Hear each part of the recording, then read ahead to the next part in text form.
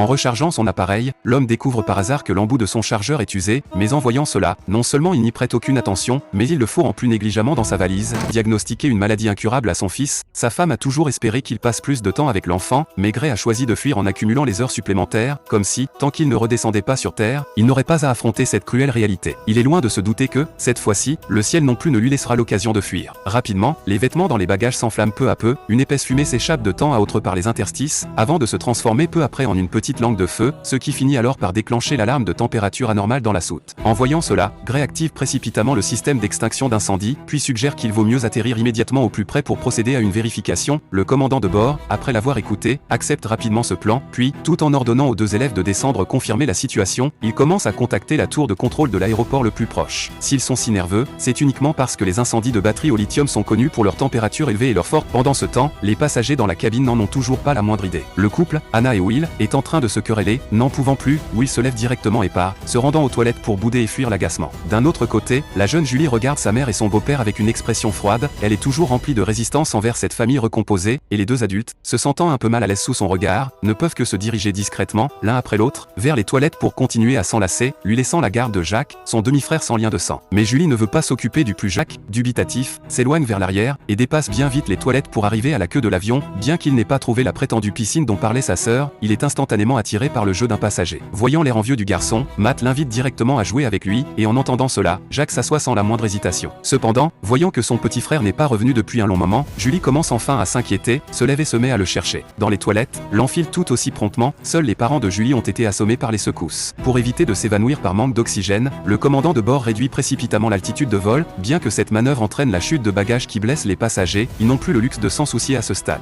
Peu après, l'avion descend enfin à une basse altitude où l'oxygène est suffisant, le commandant informe à la hâte les passagers de la situation par l'interphone, et les rassure en affirmant qu'ils ont pris contact avec l'aéroport le plus proche et se préparent à atterrir. Mais avant même que tout le monde ait le temps de pousser un soupir de soulagement à l'écoute de ces mots, le moteur détruit percute directement la cabine, y creusant également un grand trou, et le passager assis près de l'ouverture est instantanément aspiré à l'extérieur. Gray et le comme que des débris en flammes, des bagages flottants, et de nombreux cadavres dérivant au gré des vagues, ainsi que, bien sûr, de rares survivants complètement pris au piège. À présent, le fuselage disloqué a été brutalement déchiré en 3 morceaux lors de cette catastrophe, éparpillé dans un rayon d'une centaine de mètres autour du point de crash. Cependant, ce que ce groupe de survivants ignore, c'est qu'en ce moment précis, leur cauchemar ne fait que commencer.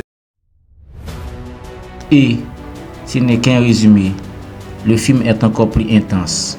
Abonne-toi maintenant. La